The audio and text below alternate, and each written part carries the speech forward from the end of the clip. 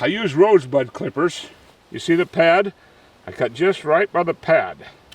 Bring them around this way, same story. Right by, into the pad. And come around. Take the tail up right close to the body as you can. Clean your clippers off to keep the hair off of them, because you got the one more chore to do with them. Then I take my pocket knife, stick it through, and see, I have a nice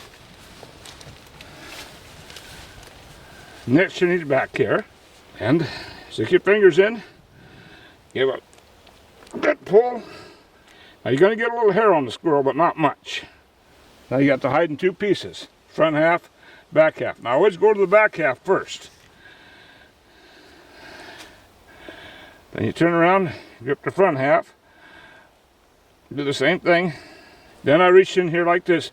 You want it on the front leg. You always kind of got to put your thumb through the hide there. Makes it a little easier. Then I give a good tug here at the neck, like so. And then you take off. I use my rosebud clippers. And there. Come back here with your pocket knife. You get right between his legs and just bring it right up. And this tells me he's a kind of a nice young squirrel, because he's really easy to cut through. Pop it open.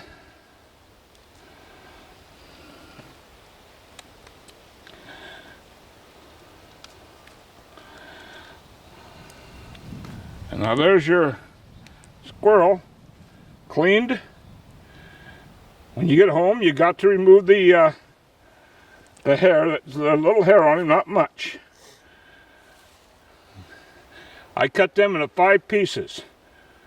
2 hind legs, 2 front legs, and then I cut the back long all the way up to here. And I put my squirrel in the bag, and I put it in the shade. And that's how you clean a squirrel.